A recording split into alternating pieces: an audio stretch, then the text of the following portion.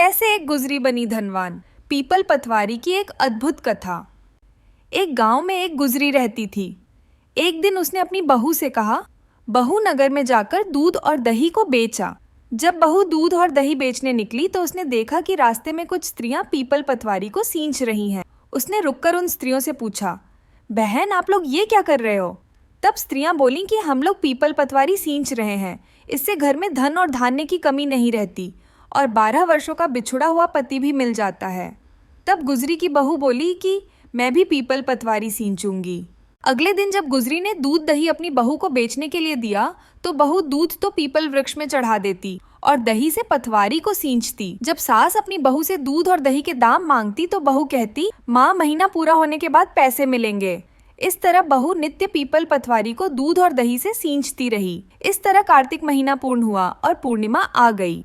तब बहू पीपल पतवारी के चरणों में गिर गई तो पीपल पतवारी ने कहा, बेटी तू मेरे चरणों में क्यों पड़ी है? तब बहू रोते हुए बोली, हे माँ, मेरी सास मुझसे दूध दही के दाम मांग रही है। तब पीपल पतवारी बोली, बेटी मेरे पास कौन सा धन रखा है? मेरे पास तो कंकड़ पत्थर है, ये ले जा।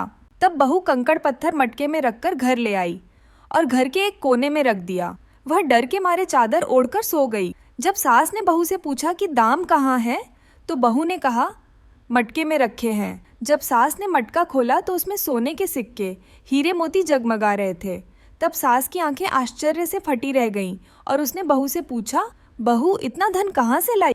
तब बहू ने सारी बातें सास को बता दी तो सास ने कहा कि अगले कार्तिक मास को मैं भी पीपल पतवारी सींचूंगी। जब अगले वर्ष कार्तिक मास आया तो सास नगर में जाकर दूध दही तो बेच आती और हांडी को धोकर उसके पानी से पीपल पतवारी सींच आती। उसने बहू से आकर कहा, बहू मुझसे दूध दही के दाम मांग।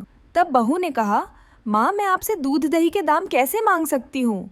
तब सास ने कहा, बहू तू दाम मांग। बहू के दाम मांगने पर सास पीपल पतवारी के चरणों में गिर पड़ी। तब पीपल पतवारी ने उसे भी कंकड़ पत्थर दे दिए। सास ने उन कंकड़ पत्थरों को एक हांडी में रख दिया। जब बहू ने हांडी खोलकर देखा तो उसमें कंकड़ पत्थर भरे पड़े थे। तब बहू ने सास से कहा, माँ इसमें तो कंकड़ पत्थर पड़े हैं। तो सास ने कहा, तुम्हारी पीपल पतवारी तो भेदभाव करती है। तुम्हें तो इतना धन दिया और मुझे दिए ये कंकड़ पत्थर। जा चली जा यहाँ से। जब गांव वालों को पता चला तो सबने यही कहा कि बहू ने तो मन से सींचा और आपने धन के लिए सींचा।